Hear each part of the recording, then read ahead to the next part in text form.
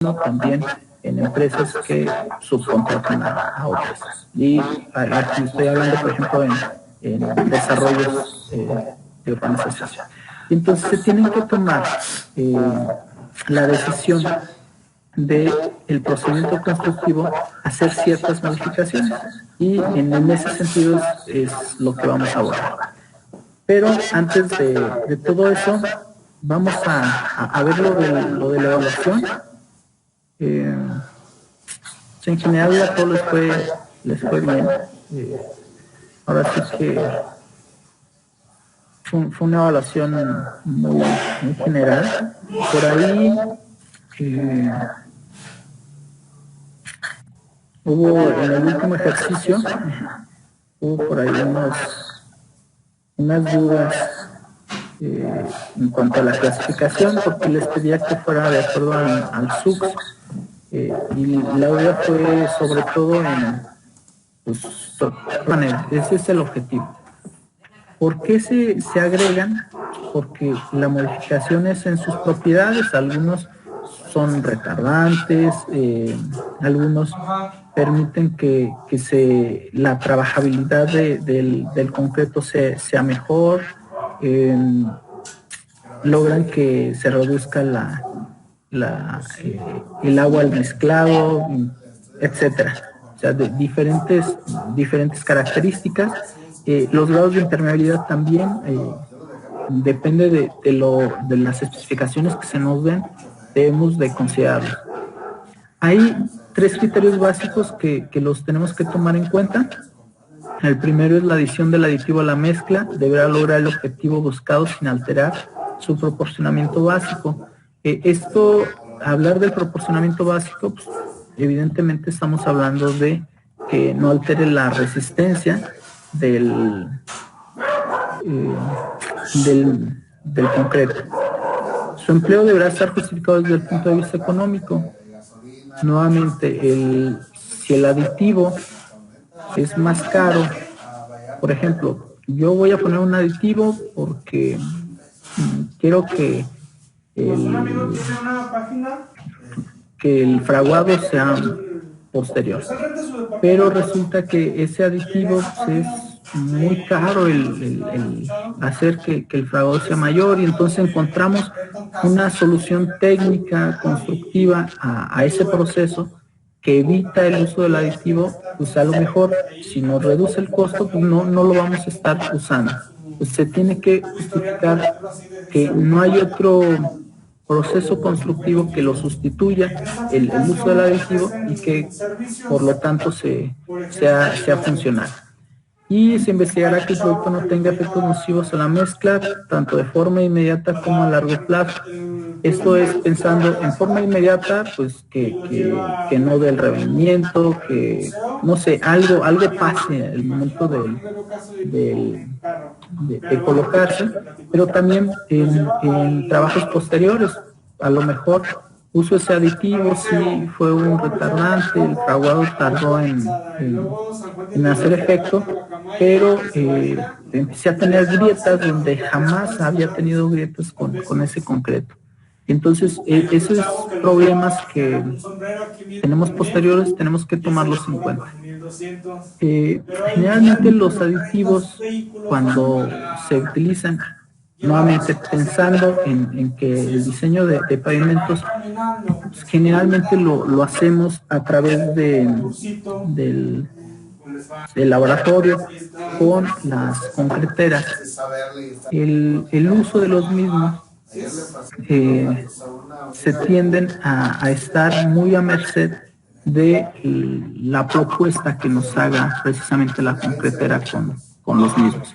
Y entonces es bien importante que consideremos que esos aditivos, el uso de los mismos tiene que estar regulados bajo ciertas normas. Aquí tengo una de las normas más comunes en los pavimentos de concreto según el uso para el cual se emplea.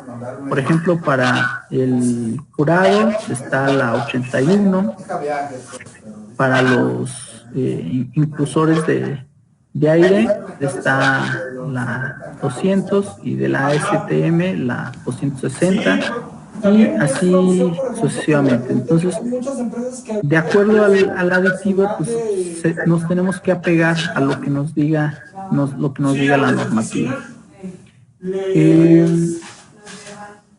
Con esto, con el aditivo, el agua, los agregados y el cemento, pues tenemos los componentes del concreto. Estos componentes del concreto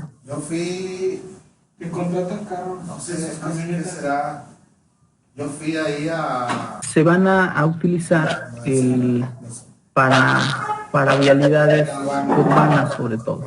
Estamos pensando en todas estas especificaciones, pensando en un concreto utilizado para una vialidad, para un pavimento. Y entonces, para la elaboración de las mezclas, nos tenemos que apegar forzosamente a la normativa y debe de apegarse a las fases que componen esos trabajos, y tenemos que pensar en el muestreo de los agregados, en el proceso de fabricación de las mezclas y del producto terminado, y ser cuidadosos para que la calidad sea de los materiales, de la dosificación y del mezclado. Y entonces eso es lo que vamos a abordar ahorita. Lo primero son las tolerancias en la dosificación en cuanto a peso. Esas tolerancias, si hablamos del cemento, y aquí pues vamos a manejarlo hay que recordar, el cemento lo podemos tener en los sacos, lo podemos tener en silos. Ya hablamos sobre el cómo se debe estar concentrado. La tolerancia que se va a aceptar es del 1%. En los agregados, la tolerancia comúnmente es del 3%. Estamos hablando de la dosificación. Esto es pensado que se pesan las fracciones de los agregados de forma separada, y de 2% cuando se pesan de forma acumulada. En cuanto al agua, la tolerancia, al igual que el cemento, es del 1%, y esto es de acuerdo al contenido de agua de los agregados. Y de los aditivos, ahí también nos tenemos que apegar forzosamente a la normativa. En los aditivos, muchas veces vienen, bueno, sí nos tenemos que apegar a la normativa, pero también hay dos puntos muy importantes. El laboratorio nos va a, si es que vamos a tener que usar aditivo, nos va a hacer una recomendación. Pero el proyectista también tiene la capacidad y la obligación, si va a meter un aditivo desde el proyecto, de especificarnos. Entonces nos tenemos que ir a la especificación. Pero del proyectista como tal, puede ser en planos, puede ser en el proyecto ejecutivo, no sé. En alguna de las partes donde entrega ese proyecto ejecutivo debe de aparecer esas especificaciones, pero por último tenemos que pegarnos a lo que diga también el fabricante. Entonces tenemos la normativa, pero resulta que este aditivo por alguna razón es uno nuevo, algo pasó, pues el proyectista nos tiene que justificar esa tolerancia con la cual se va a manejar ese aditivo. Y por último, tenemos que revisar el fabricante de ese aditivo, qué es lo que propone y cuál es la tolerancia con la cual se va a estar regulando en su dosificación. Después pasamos al mezclado. En el mezclado de los concretos, pues lo que se recomienda es que sea de forma mecánica. Y pues ahí tenemos los mezclados, los diversos tipos de mezclado que comúnmente conocemos, las revolvedoras, en los trompos, en los camiones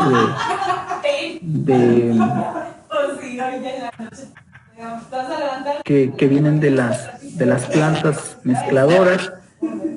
Y hay también unas que sean mezcladoras de tambor basculante. Yo esas no las ubico, nada más sé que por ahí existen, pero podemos identificar como las revolvedoras y como los trompos los más comunes de las mezcladoras.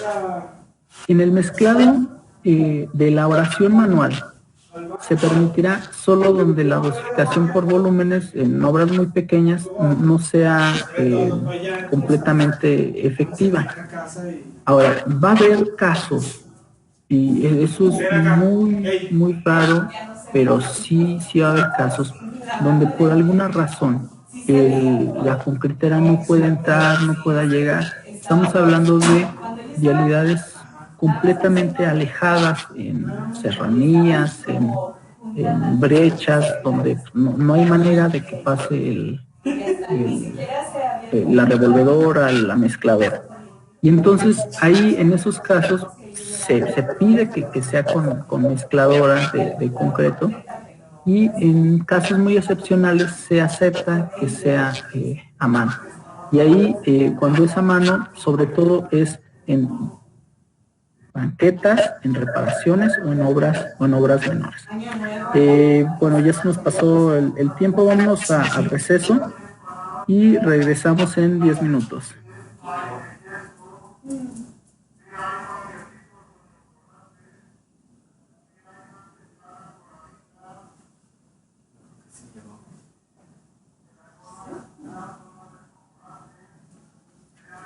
Ay, va a dejar un trabajo.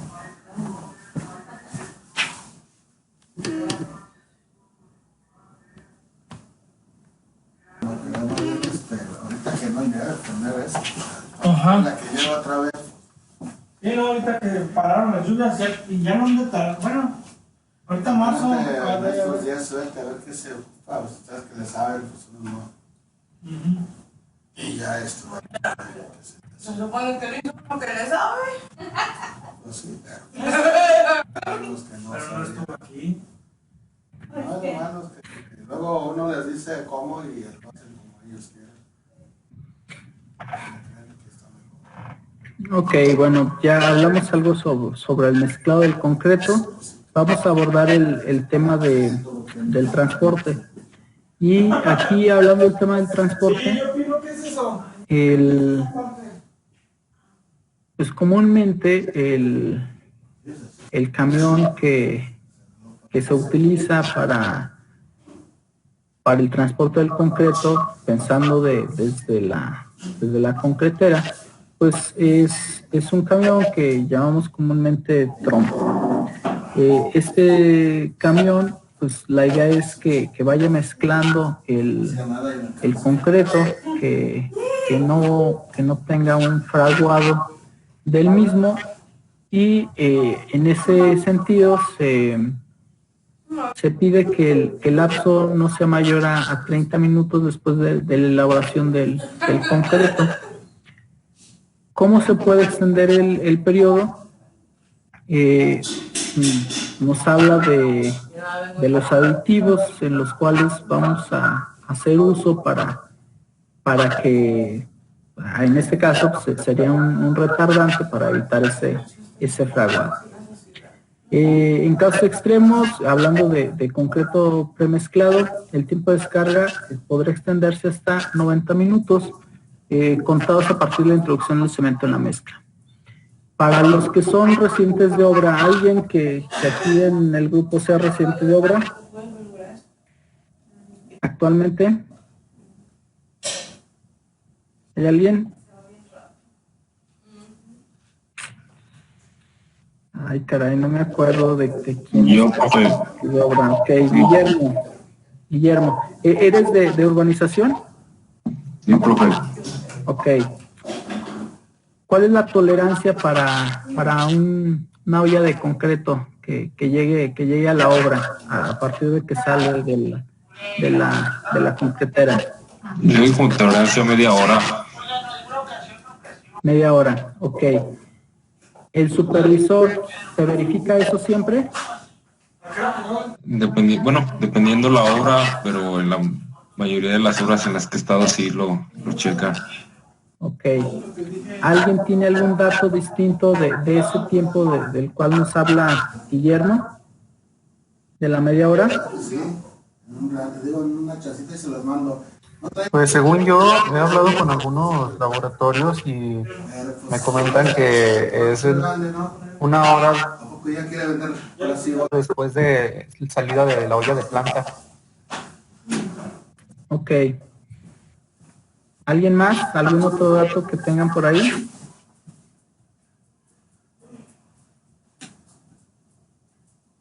Bien. Sí, comúnmente, viéndolo, digamos, de la forma coloquial, sin meternos a nada de aditivos, sin meternos absolutamente a nada, el tiempo que se maneja es ese, el de media hora. El asunto aquí es que el concreto no llegue al punto de que tenga el fraguado y pues ya no se pueda, no pueda ser útil el vaciarlo y el utilizarlo. Según en la norma nos marca eso, nos marca la media hora. Sin embargo, precisamente para los concretos premezclados y dependiendo del proyecto, y aquí es muy importante el punto de laboratorio. Aquí la intervención que hizo su compañero, bueno, Guillermo fue el residente. ¿Quién? Marcos, ¿verdad? ¿Fuiste quien nos dijo de los laboratorios que te han dicho de una hora? Una aplicación que me recuerda. ¿Sí fuiste tú, Marcos? Sí, profe. Ok, bien. Sí. En ese caso necesitamos, si es más de media hora, necesitamos justificarlo con el laboratorio. Comúnmente, bueno, lo más común es el supervisor, lo primero que va a checar, ¿por qué checa eso la hora a la que salió de la concretera? Porque en realidad estamos limitados. Si no tenemos un laboratorio a la mano que nos permita revisar ciertos parámetros, pues en realidad estamos muy limitados a la toma de decisiones. Y el único parámetro que tenemos en ese punto sobre las ollas de concreto son el tiempo de salida de la concretera. Y entonces, esos 30 minutos es lo que comúnmente se va a manejar en todos lados y es con lo cual te van a estar regulando.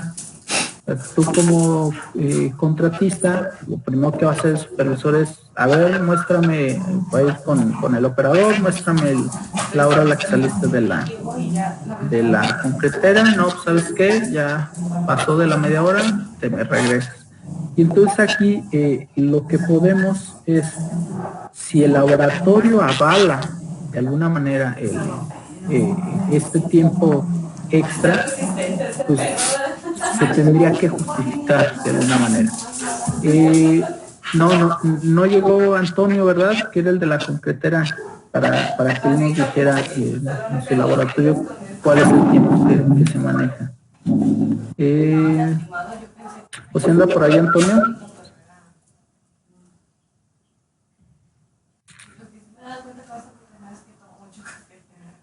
Antonio López, ¿no, verdad? No llegó. No llegó. Ok. Bueno, para que nos diera el tiempo que maneja la concretera. Pero bueno, lo que sí vamos a dejar aquí es esos 30 minutos que son el lapso que, de alguna manera, que nos recomiendan que sea, y es el lapso generalmente que se da de tolerancia de la olla de concreto. Luego tenemos los criterios de resistencia individuales para la dosificación. La resistencia requerida o media de dosificación deberá ser mayor que la resistencia específica del proyecto. Y aquí tenemos un parámetro para esos criterios de resistencia individuales a la. Esos criterios de resistencia están acordes con un factor estadístico. De hecho, si nosotros vemos aquí es una ecuacioncita que dice que el F'(C) CR, que no es otra cosa más que la resistencia promedio requerida de dosificación es igual al eje prima C más una constante, y esa constante es un factor estadístico que viene de acuerdo al nivel de confianza. Hay que recordar que en estadística, de acuerdo a la confianza con la cual vamos a trabajar, nos va a dar estos factores. Luego viene SO, que es la desviación estándar esperada en la obra. Hay que recordar que la desviación estándar es una medida estadística que lo que nos hace es identificar en diversos puntos qué tan alejados o dispersos están los mismos. Y eso se va a expresar en kilogramos sobre centímetro cuadrado. Ese criterio de la resistencia individual nos va a servir más adelante para identificar la probabilidad de una resistencia individual en la dosificación. Pero primero vamos a revisar estos parámetros de criterios de probabilidad de una resistencia individual. Tiene que ser seleccionada aleatoriamente y tiene que estar por debajo del F'(C) promedio. Los registros de prueba a partir de los cuales se calcula la desviación estándar de acuerdo al ACI deberán cumplir con los siguientes puntos. Bueno, estos criterios del ACI, nos apegamos nuevamente a normativas.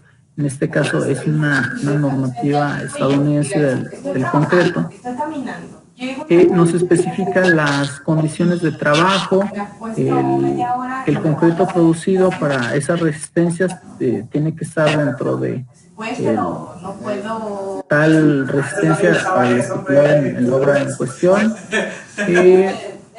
Debe haber al menos 30 pruebas consecutivas o de 2 grupos de pruebas consecutivas que totalicen al menos 30 pruebas, y la resistencia tiene que ser probada a los 28 días o la edad propuesta a la prueba.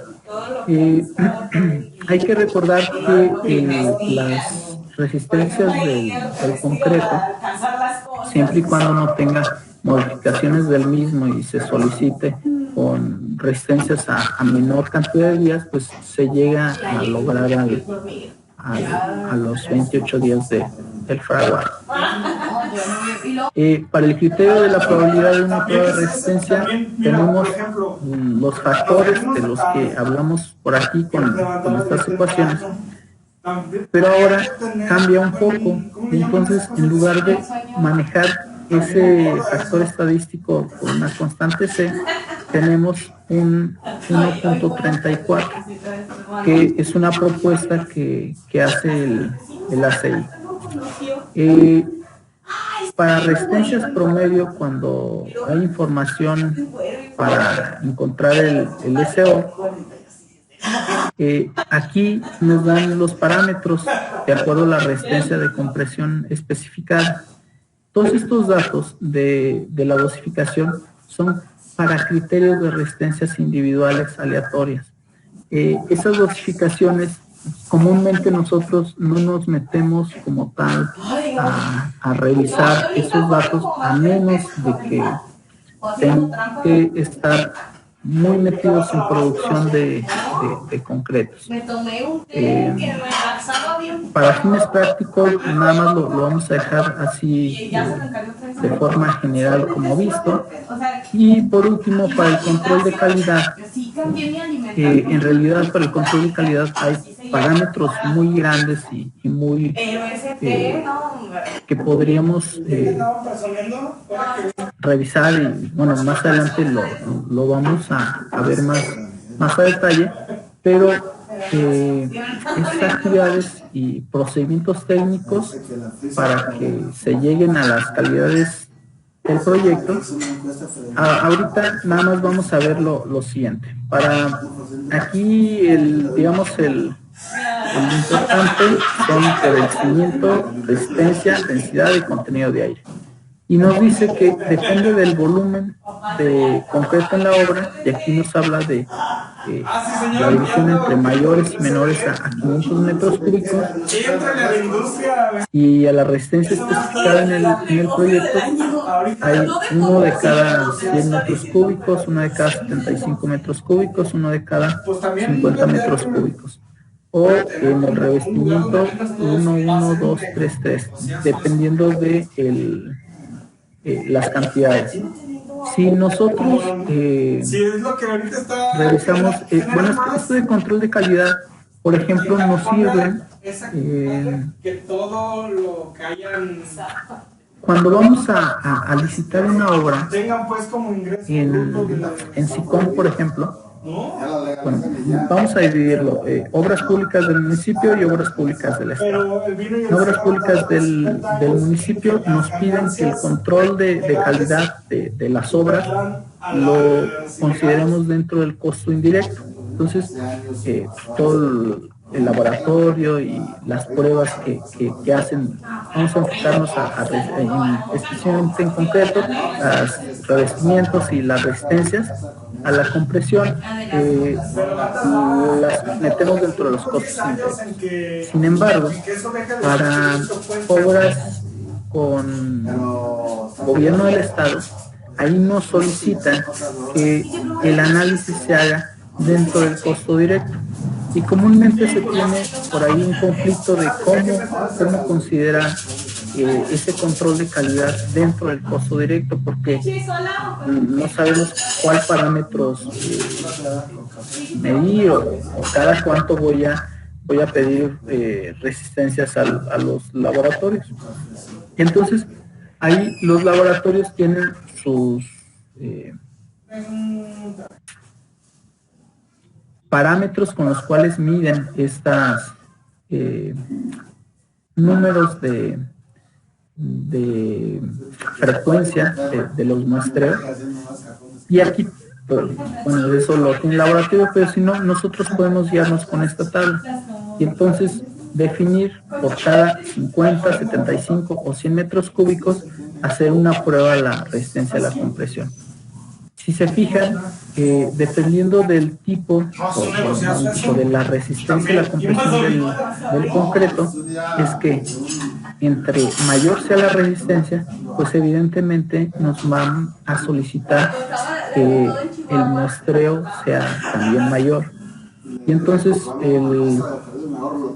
si para menores a 150 kilos o centímetros cuadrados piden 100, uno por cada 100 metros cúbicos, pues mayores a 300 piden el doble. Entonces, eso nos puede servir por ahí de parámetro. De los que trabajan en laboratorio, ¿alguien tiene alguna idea de las frecuencias de muestreo recomendadas para concretos, para pavimentos de resistencia a la compresión? Que tenga por ahí el dato. ¿Pero en laboratorio o en campo? En campo. Hay una bajadita y ahí luego está la panadería. Sí, ahí. Cuando es que prima, según yo es cada 3. Oye, y MR cada cúbicos o uno por días de colado, más o menos. Ok, bueno, ahorita lo verificamos con el resto de tus compañeros, pero justo estoy viendo que se nos está haciendo tarde para hacer la actividad. Miren, todo esto de dosificación, de transporte, de mezclado, lo vimos así de forma más general para poder entrar a este punto que quiero que hagamos el día de hoy. Tenemos todavía por ahí 30 minutos, perfecto. El tema es vialidades urbanas. Dentro de los primeros temas que tenemos que ver es la secuencia constructiva. Bien, tenemos 1, 2, 3, 4 ejemplos. El objetivo es hacerlo de forma muy general, pero muy práctica para que tenemos estos 4 casos y en esos 4 casos 4 personas al azar.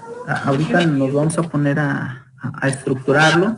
Cada quien voy a dividir el grupo en 4 partes.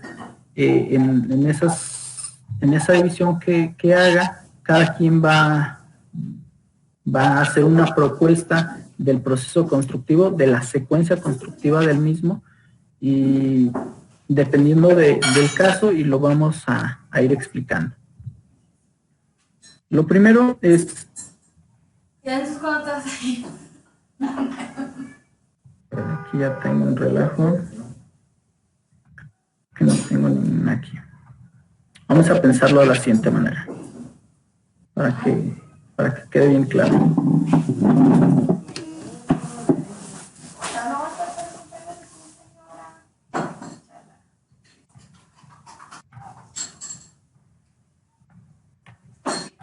Bien. Tenemos 4 casos, una vialidad en la periferia, pensemos en una obra tipo FIDOC, una vialidad en una avenida principal, pensemos por ejemplo de López Mateos, otra vialidad en una colonia habitacional, no sé, a lo mejor aquí en Punto Verde, y una ciclovía, pues a lo mejor aquí en Paseo de Jerez. Pues en cada una de estas vialidades pues, se van a hacer de vialidades de concreto, todas van a tener vialidad de concreto, incluida la ciclovía, y algunas van a tener adecuaciones adicionales. En la ciclovía se me olvidó poner que es en Camellón. Pues así como está la situación, yo creo que no. Ni le mandaron tanto. Bueno, ¿en qué consiste el objetivo de este ejercicio? Dependiendo de lo que les toque, les digo, pueden ser estos 4 casos, dependiendo de... Ahorita les voy a decir qué le va a tocar a cada quien. Y entonces van a estructurar su secuencia constructiva. Van a decir, ok, a mí me tocó esta avenida, esta vialidad en la periferia con estos carriles y va a tener tal. Y entonces yo voy a decir, por ejemplo, ahorita una obra que recuerdo hace poquito que estuvo fue aquí en Paseo de Jerez. Cambiaron esta vialidad, creo que fue este tapón, y entonces el proceso constructivo en qué consistió. Lo primero es, había es una vialidad compuesta por 2 cuerpos, y en esos 2 cuerpos uno se quedó funcional y el otro se empezó a trabajar. ¿Cómo se trabajó? Se trabajó de cuadra a cuadra y se dejó las intersecciones libres para que los autos pudieran trabajar.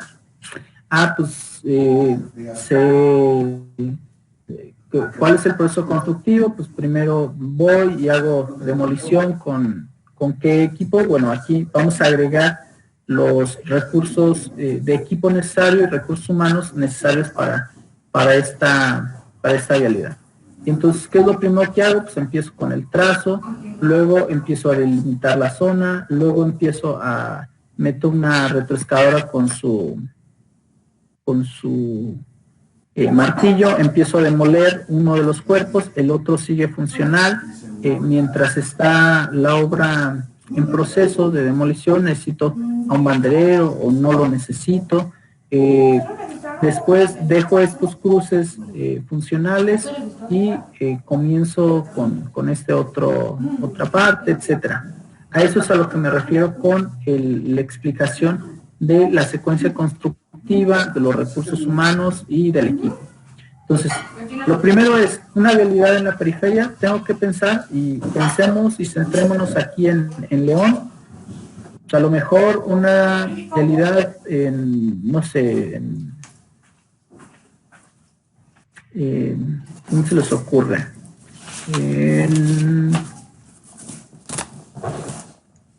Acá para, no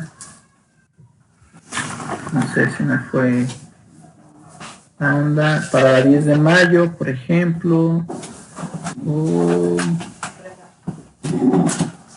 no sé, por esta otra zona, ¿no? Luego avenida principal, pues, Las Torres, una colonia, no sé, aquí en Lomas de la Festividad, no sé. Hay que identificar zona en la ciudad, eso es lo primero. Luego, si estamos hablando de tantas intersecciones, pues hay que ubicar más o menos el tramo dentro de la ciudad. Y luego hay que definir si esta tiene drenaje y agua potable y alumbrado, cuál es el proceso constructivo. Esta tiene drenaje, pero también drenaje pluvial. ¿Cuál es el proceso constructivo? Esta solo es rehabilitación de agua potable. ¿Cuál es el proceso constructivo?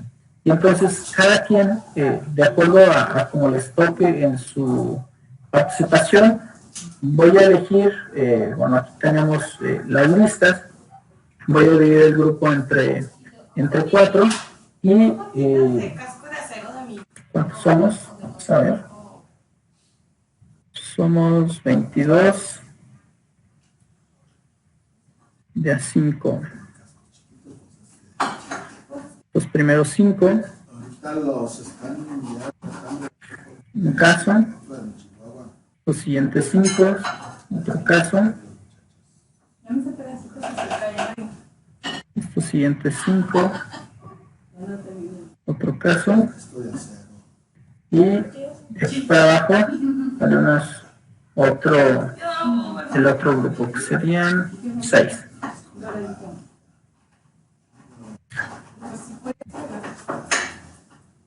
A ver, antes, porque creo que lo dejé muy rápido, ¿sí está quedando claro qué es lo que pretendemos? Bueno, yo no una pregunta, ¿serían trámites como de permisos? No. Vamos a pensar solo el proceso constructivo en campo. Sí, solo el proceso constructivo. Yo creo que la secretaría a lo mejor requeriría algo de arbolado, pero no. Sí. No, ahorita en lo que es trámites previos como permisos, lo vamos a dejar sin tomar en cuenta. Vamos a enfocarnos al proceso constructivo ya específicamente en la obra. Por ahí José David y Guillermo, creo que ustedes tenían alguna otra duda, ¿verdad? Yo sí, en cuanto a la descripción, o sea, no como que no me quedó muy claro eso. Ok, mira, la descripción es descripción muy general. ¿A qué me refiero? Por ejemplo, pensemos una vialidad en la periferia de la ciudad. Estamos pensando casos muy genéricos. Son 2 carriles de terracería, la vialidad actual es de terracería, se considera, además, entonces se va a meter con pavimento de concreto hidráulico, pero además se va a agregar drenaje sanitario, agua potable y alumbrado público. El tráfico es escaso y tenemos 8 intersecciones en esta vialidad. Si a ti te toca ese ejercicio, tú lo primero es ubicar una vialidad con esas características aquí en la mancha urbana de la ciudad. Lo segundo es, me vas a ir diciendo, ok, el proceso constructivo es muy simple, es tal, voy a cerrar toda la vialidad, voy a trabajar a la noche, voy a dejar abiertos accesos, no sé, el proceso constructivo que a ti se te ocurre. ¿Cuál es el objetivo? Que voy a seleccionar 4 personas de esos grupos y el objetivo es que entre todos hagamos una lluvia de ideas para lo que tú nos digas, pues complementar o decir, no, pues, todo muy bien, o alguien puede mejorar la propuesta, etcétera. No sé si queda un poco más claro, Guillermo. Sí, profe, de repente es así, pero por ejemplo también voy a describir, no sé, voy a empezar tallando, abrir el panelín de drenaje, todo eso es lo que se tiene que describir. Okay. Sí, el objetivo, mira, fíjate, el objetivo es, pues, los que tienen un montón de experiencia, pues que es muy sencillo el ejercicio para ustedes, es algo, por eso decía, en las vialidades tiende a ser muy repetitivo y pues ya se lo saben de memoria, pero quienes no tenemos tanta experiencia, a lo mejor nos ayuda, nos permite identificar, ok, si el día de mañana yo soy residente de obra, este es el proceso constructivo que debo de seguir, o alguien más apoya y dice, no, ¿sabes qué? En esta vialidad, si haces eso, vas a tener estos problemas. Y a lo mejor yo siempre he estado en calles en periferia, pero me tocó de hacerlo de una vialidad principal, a lo mejor el proceso tiene que cambiar un poco. El objetivo es que con esa lluvia de ideas, después de tu participación, podamos enriquecernos todos en complementar con los demás y que pueda ser un poco más positivo y más productivo la información. ¿Sí está claro? Sí, profe, ya con eso. Muchísimas gracias. Ok, por nada. Entonces, nuevamente repito, según la realidad que les toque, vamos a identificar una calle aquí en la ciudad. Yo lo voy a estar pasando, o ustedes compartiendo pantalla, y van a ir narrando el proceso constructivo con todos los detalles. La división va a quedar de la siguiente manera: David Romero Torres, Ricardo Antonio Salazar, Uriel Lerma Calvillo, Astrid Rivas y Hernán Ulises sería el primer grupo. Y le voy a poner aquí números a esto para que sea más fácil de identificar. Entonces, el primer grupo es este. El segundo grupo es José David Arredondo Acosta, Ernesto Abraham Pacheco Chávez, María del Carmen Medina Robledo, Juan Antonio López Camacho y Francisco Fabián López Solares. Le tocaría estar el segundo grupo. El tercero es Guillermo Aldair Villalpando Serna, José Alberto López Romero, José Marcos Bárcenas Pedrosa, Mariana Elizabeth Gómez Monjarás y Blanca Isela González Martínez. Tocaría esta tercera. Y el último es de Sebastián Vázquez, Eric Ramírez, Francisco Javier Hernández, José Luis Montoya, Juan Manuel Campos y Luis Ángel Razo Bernardino. Les tocaría la ciclovía. El objetivo, como les digo, es, ahorita voy a dar un par de minutos, yo creo que hasta las 8:35, y empezamos con el primer grupo para que se preparen. Elegimos a alguien de aquí de ustedes y nos empiezan a hablar de esa secuencia constructiva. Ahorita por el tiempo creí que íbamos a tener un poquito más, pero lo podemos retomar en la siguiente sesión. El objetivo, les digo, es ver más o menos la secuencia constructiva, tener claro cuál es el proceso que se debe de seguir. Les digo, es muy repetitivo pareciera, pero hay ocasiones donde se tienen que tomar en cuenta ciertos parámetros distintos. Entonces, a ver, para no tener problemas, voy a presentar solo esta ventana del PowerPoint. Pero como hay gente que se desmuere y así como de, ay, ya. Bien. ¿Sí está claro para todos? Todos indicaron cuál es su caso, si 1, 2, 3 o 4. Ok, bien. Entonces vamos a dar, yo creo que 5 minutos. Empezamos a las 8:40 con el primer grupo. Y ahí vamos a elegir a alguien entre David Romero, Ricardo Antonio, Uriel Lerma, Astrid Rivas y Hernán Ulises. Entre ustedes 5 vamos a elegir a alguien para que nos dé su explicación de su secuencia. Si alguien de ustedes, si no quieren que se elija y alguien de ustedes quiere participar de forma directa, también se puede hacer. Ok, entonces, por favor, vamos trabajando en eso. No. Es que ella se aprende muchas cosas. Sí, ¿no? Yo también. Yo aprendí la curva. Ah.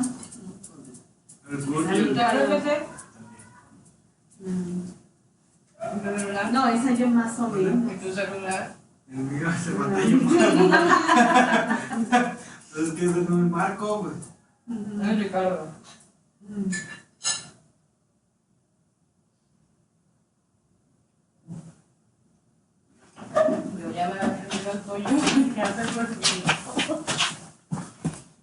¿Ya te has aprendido el mío? Sí, amor. Ah, chirrión. Con sus flotis y así sentado y Alfredo viendo la tele. Y bonito, ¿qué es?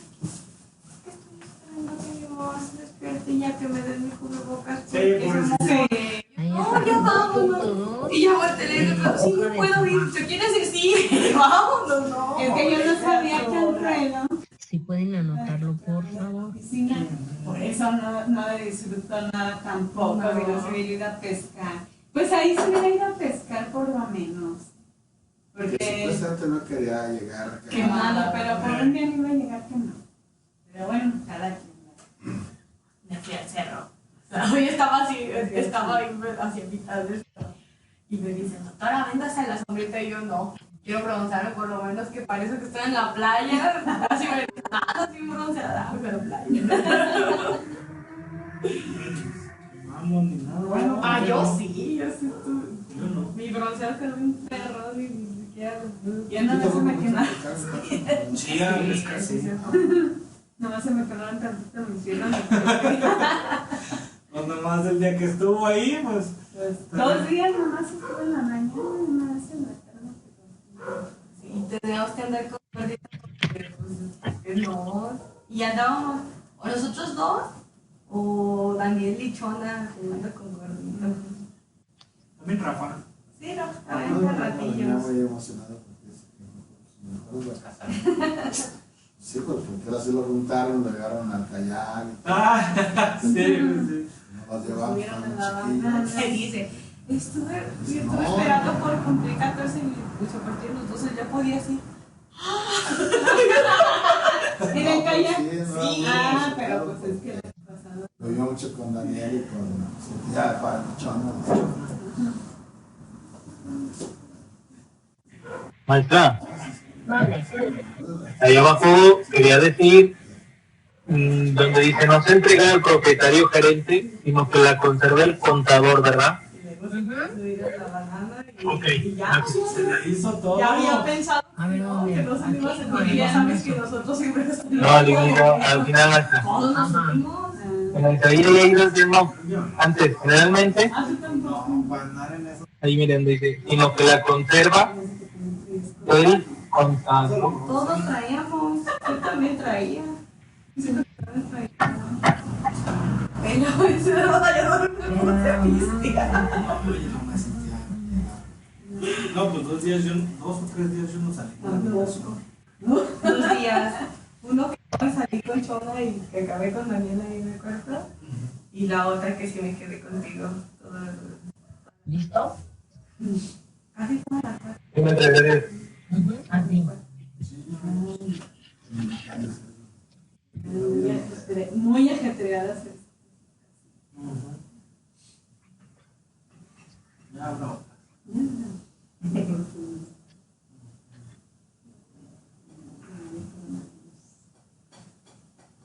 Ay, sí, ya sin cubrebocas, porque era una fría traer cubrebocas ahí para nadar. Para la alberca. No, para ir por las Por bebidas. las bebidas, tenías que tenías, te lo ponte. Ajá, pero todos los cubrebocas estaban bien mojados. O luego ya andabas en este lado nadando y Sí, ya ahí tenías vas. que regresar por el cubrebocas. Ajá, o sea, todo así. Luego había cubrebocas tirados o ahí en la alberca o así. No, pues de cubrebocas también.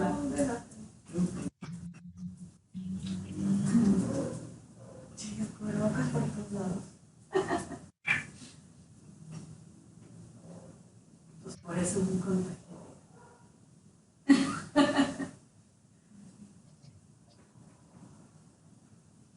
Uy, me preguntó el doctor, ¿y nadie me hace contacto? No. Yo dije que no. No, pues ni sabíamos. No. También era eso de que cuando se fueran ahí cuando agarraron su vuelo, pues le dan una encuesta de si habían estado en contacto con Daniel. Con Daniel, no. Y luego así que Chona así como se le queda viendo a Daniel y Daniel, no. No, pues sí, no. ¿Cómo va a poner que sí? No la dejan subir.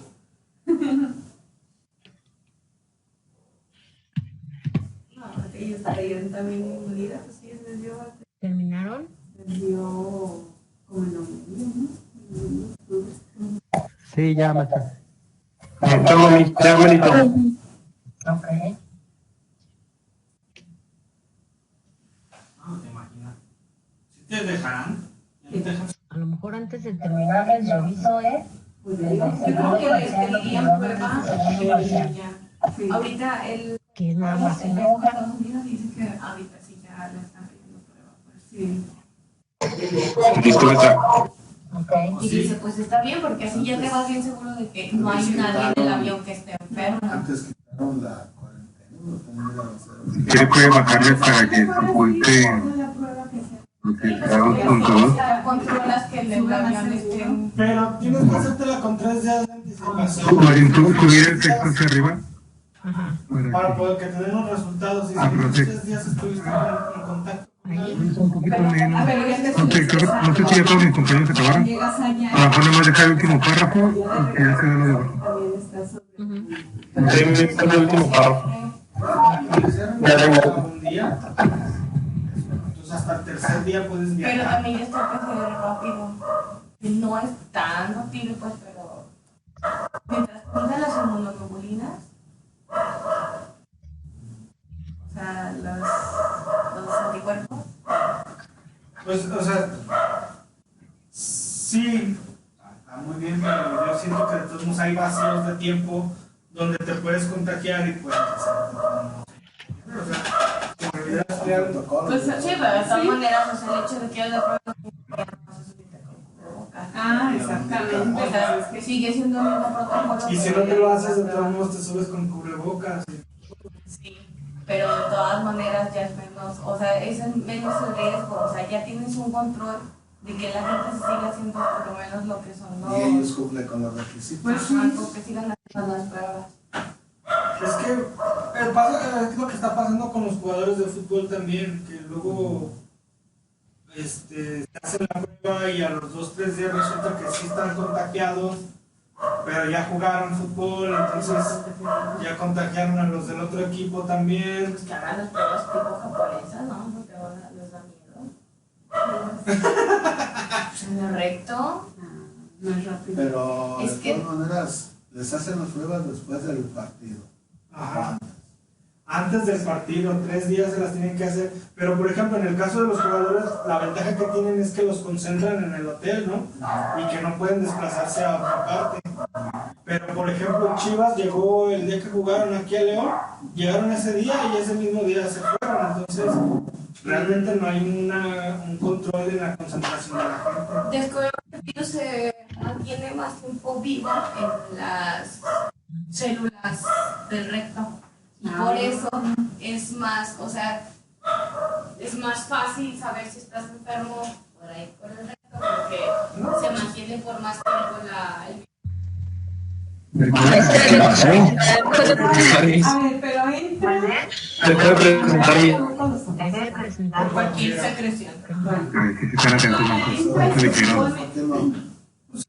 Sí, también. Probablemente, pero No, porque la cerilla es una barrera. Ahí vamos. la colmena para que vamos es a más fácil. Pero la mucosa es diferente. No te preocupes, a veces se nos olvida, hermana. Eso es porque hay otra cosa, otra. Pero los ojos fueron. Sebastián el Barrabás 2021. Cuando Lo legal. puede ser así los labios, los ojos, el rey. Pero se supone que está más tiempo, o sea, es más fácil pues, porque no sé qué, pero, o sea, supuestamente el virus está más vivo o está más presente en ese tipo de secreciones. Digo, de secreciones, de mucosa. Pero ya lo que iba, ¿por qué ahí, si se supone que ya pasó por el estómago y hubo un proceso en esta parte? No, mamá, no es que tú te lo comas. Se queda. O sea, no, o sea, un virus no es que tú hagas una digestión del virus. O sea, el virus se esparce por tu cuerpo. O sea, entra por los ojos, Sí. pues, pero se irriga hacia toda tu genética, hacia todas tus células genéticas, y ahí es donde está atacando el virus. No es que te lo comas. No, pero por ejemplo, No pasa por el estómago, o sea, no es, sino que se absorbe por las mucosas del estómago y ataca a todos los demás. pero por lo que decían que De aquí el atraque se quedaba y luego que tomabas, pero sí pues se va para... Pero por el tipo de mucosas que son. Pero a ver, esa recto dices que porque tiene más durabilidad, o sea que dura más el virus, pero o sea, si tú el primer día de contagio te haces la prueba, debería de salir en cualquiera, ¿no? En una PCR o en una rectal. Es que tú no haces PCR. Bueno, pues la normal, la clásica por la nariz y la rectal. Ajá. O sea, en el primer día que te contagiaste, Sí, debería de aparecer ya. Ajá. Pero no sabemos cuándo te contagias, ese es Ajá. el problema, ¿no? Sí, o sea, exactamente. No sabes qué día exactamente. Ajá. Ya cuando te lo detectan, no lo sientes ya. Pero es como las personas asintomáticas, o sea, a lo que voy aquí es si de verdad a todos nos se dan una prueba, independientemente de las edades y todo eso, pues llevas un control más grande de cuántas personas están infectando, a pesar de que tengan una ventana de 3 días. ¿Cuánto te cuesta? O sea, sí es cierto, eso sería lo ideal, pero pues ¿cuánto te va a costar hacerle a toda la población? ¿Durante cuántos días pruebas? No, pues sí les cuesta mucho. Y el tiempo de la gente también, ¿no? O sea, también ir a exponerlos a que se formen a un lugar donde les van a ir a hacer una prueba. ¿Cómo eso? ¿A quién mandas? A toda la gente que mandes a las casas, pues va a estar el mismo peligro de contagiarse también. Es que, o sea, pero eso también es es el mismo riesgo que ahorita. O sea, en realidad no hay control, no hay una forma de controlarlo más que con la vacuna. O sea, las pruebas sí está padre, sí se ¿Me puedo bajar un poco más? sacar lo que son las pruebas rápidas, entregarlas por número de casas o por número de habitantes que veas, entregarlas, que se hagan las pruebas y los que se hagan políticos que se dirijan directamente a la zona donde está la reacción del COVID y que lleven su prueba como comprobante de que se salió positivo. Pero no lo van a hacer porque son pruebas que ya son muy caras, no todos pueden tener acceso a eso y pues de todas maneras es seguir poniendo en riesgo a las demás personas.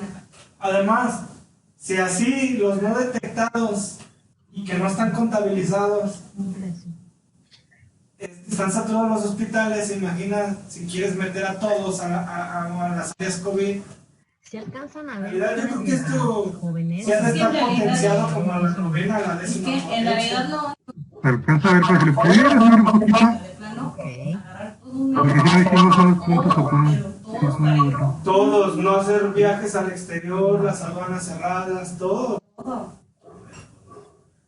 Pero en cuanto a las abrieras íbamos a volver a estar expuestos al mismo problema y tal vez este problema que estamos viviendo ahorita lo vamos a vivir dentro de 3 o 4 sí, meses. pero hubiera sido diferente el avance, pues, por ejemplo, buscar luego lo de la vacuna, estar experimentando de una forma más tranquila, no con la presión y con el enfoque, porque luego, por ejemplo, también hubo laboratorios, hubo incluso los animales que dejan de dar medicamento común para enfocarse por las vacunas, entonces también estar contra ellos. Sí. Pero ningún gobierno actuó así, o sea, nadie hizo eso, todos sufrieron lo mismo. Aquí le echan mucho no a la oradora, está en función. Si hubiera estado el PAN o el PRI, hubiera sido lo mismo. Ajá. Dice Gatell que lo quieren quitar, que pongan más decir lo que le dicen que digan, de todas maneras, es lo mismo. Y lo que yo quiero más de una. Y como hay gente aquí, hay gente en España que no creen en las vacunas, que no creen en la enfermedad. Y todos decimos, y todos lo que decimos es lo correcto. Sí. Sí. Desgraciadamente, sí. Todos tenemos la razón. Y somos más expertos que los expertos. Sí. Siempre ha sido esto de acuerdo de mi papá, que es que dijo el doctor, no, dice que vas a ver. Pues como no, si era doctora, ¿qué vas a ver? Sí. Pues sí, sí hay muchas situaciones así. Yo digo que todos actuaron conforme a las circunstancias de cada país. Cada quien, yo no sé si al final habrá una evaluación de quién actuó de mejor manera. Pero ¿quién va a saber quién lo hizo? Exactamente, o sea, es lo que Cada yo... quien lo hizo según su criterio. Pues es que nadie estaba preparado para algo así, o sea, a lo mejor la próxima vez que Y suceda luego algo las así. mutaciones que vienen, no están bien. Y ni siquiera- o algo que va a haber Y ni temor siquiera va a ataque. pasar, porque va a pasar otra enfermedad y va a ser lo mismo, no la van a poder controlar y va a ser el mismo moridero de gente. Pero digo, o sea, aunque hayan más hospitales, ¿qué pasa? Hay más población. Entonces, Sí, Sí tenemos un sistema de...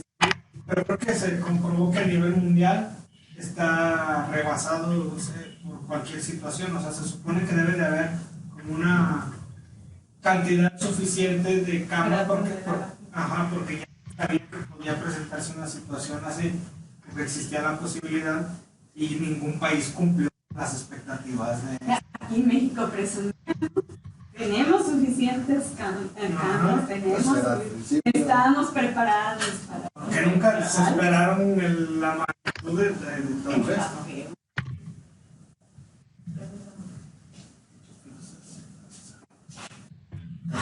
¿Dónde eres?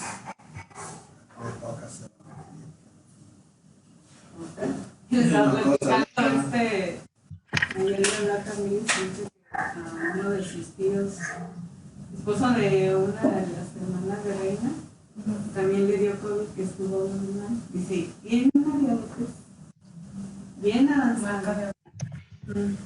Y no le pasó nada, se recuperó. Ya, ¿por qué a mi papá que no tenía esto le pasó? Eso es lo raro de eso, ¿verdad? Que no hay un patrón que digas. Y no discrimina. No, parejo. Ajá. pues por ejemplo, eso de mi tío, pues sí. O sea, creo que ellos se pueden estar dando de topes, pero pues nunca van a encontrar la respuesta. No, pues